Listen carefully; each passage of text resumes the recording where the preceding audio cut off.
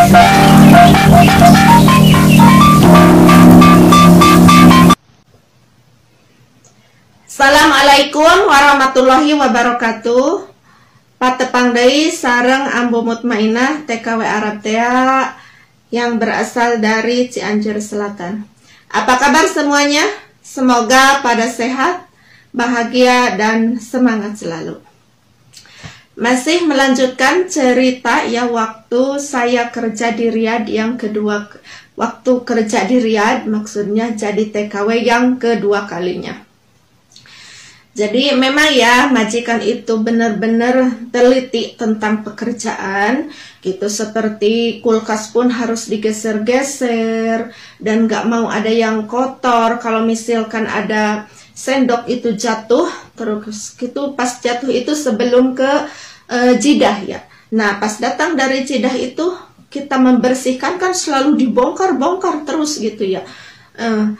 Itu ketahuan, itu tuh gak boleh diambil, harus dibuang. Begitu, saking apik-apiknya gitunya. Seperti kursi-kursi itu tuh harus selalu pokoknya mah dibongkar-bongkar itu. Tetapi kepercayaan kita, kepercayaan penuh, dia enggak ada overthinking ya.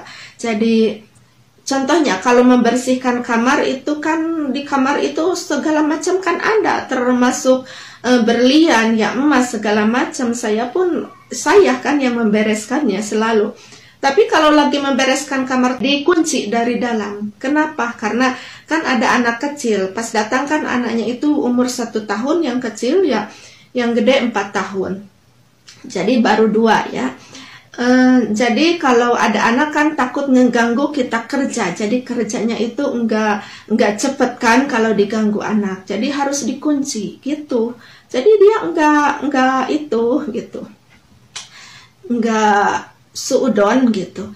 Dan biarpun ya saya seperti hawiyah atau KTP ya kalau bahasa kita mah, igomah, biarpun saya enggak pegang, itu ada tempatnya khusus gitu. Jadi paspor itu igomah tuh saya tahu tempatnya, dan dia yang ngasih tahu, dan begitupun uang tiap bulan tuh dimasukin ke tempat itu. Jadi saya kalau mau tahu gitu apakah bulan ini sudah masuk uang saya, tinggal lihat ini kan ditulis bulan ini begitu.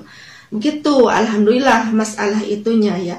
Dan makan pun gitu, kalau misalnya ke mall gitu kan selalu jalan-jalan terus ya, karena majikan perempuan juga kan nggak kerja gitu. Kalau pas datang kan anak belum sekolah juga, jadi namanya jalan-jalan tuh sering gitu, malah rasaan. Jadi kalau ke mall itu saya dikasih uang misalnya 30, 50 itu buat makan. Jadi saya tuh dibebaskan mau beli apapun buat makan malam, dan duduk pun mau sama dia satu meja enggak masalah, ataupun saya mungkin sama anak ataupun sama teman-teman PMI lainnya, itu dibebaskan, enggak ada namanya batasan-batasan saya untuk berteman ataupun sama dia gitu. Cuma itu saja gitu, keapikannya. Dan kalau baru-baru datang nih, baru-baru datang saya dekat sama anak tuh nggak boleh, karena takut saya kotor, saking apik-apiknya saya di sana gitu, kurang nyamannya. Gimana dia cara meriksa saya rapih enggaknya, bersih enggaknya. Sehabis dari mandi itu dia pegang, katanya, pegang rambut kamu, kan saya suka pakai kerudung ya. Katanya, apakah kamu keramas? Jadi keramas tuh harus setiap hari. Kata saya kan kalau setiap hari nanti sakit ya. Tapi saya usahakan itu kalau mandi kadang 3 kali itu enggak apa-apa. Di sana orang Saudi kan jarang-jarang ya mandi. Ini mah mandi itu setiap hari. Berapa kali dia juga. Saya mah cuma 2 kali aja gitu, bangun tidur dan sebelum tidur ya. Kalau sebelum tidur saya nggak cuci rambut, usahakan bangun tidur karena takut sakit juga. Makanya, dan rumah tuh selalu dingin, AC tuh selalu itu nyala. Makanya saya punya alergi ya, jadi agak banyak bersin tuh dari majikan yang sana karena terlalu banyak mandi dan juga di lingkungan AC begitu. Tetapi ya alhamdulillah gitu, masalah hadiah-hadiah, pakaian segala macam, baju tuh sampai banyak gitu di sana mah. Tapi saya nggak mau bawa pulang kalau udah dipakai mah. Dan kalau mau pergi ke ibunya tuh, ke mertuanya, dia yang pilih baju saya. Sekarang pakai ini, jadi terlalu diatur gitu. Dan kalau manggil harus cepet gitu itunya. Tapi alhamdulillah saya kuat. Karena apa? Karena gaji lancar. Jadi kalau saya minta gaji itu, begitu minta sama majikan laki, langsung nggak dinantikan gitu, langsung dia pergi. Begitu saya alhamdulillahnya, makanya saya betah. Dan waktu saya minta HP pun langsung dibelikan, nggak bilang apa-apa.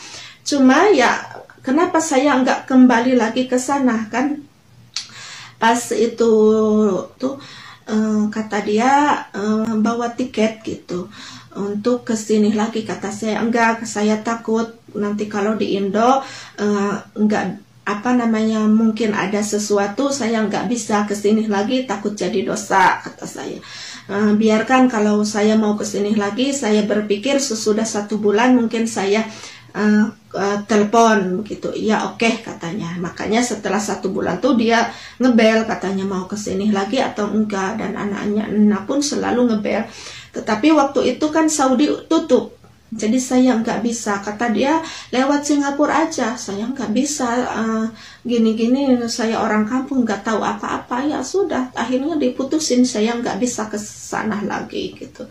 Dan jadi alasan juga karena dia punya anak lagi, jadi 3. Kata saya mungkin tambah itu repot orang seperti itu gitu, ketelitian dalam bekerja tambah repot kayaknya kalau nambah anak gitu. Jadi saya pilih udahlah nggak pergi lagi begitu. Dan apa sih penghasilan dari sana? Jadi uang itu alhamdulillah saya kirim itu mungkin kadang saya pernah 10 bulan, 6 bulan gitu. Saya jarang-jarang kirim, makanya semua uang tuh tertata, enggak bececeran kemana-mana gitu. Karena suami saya juga kebetulan sama-sama kerja di Riyadh juga ya.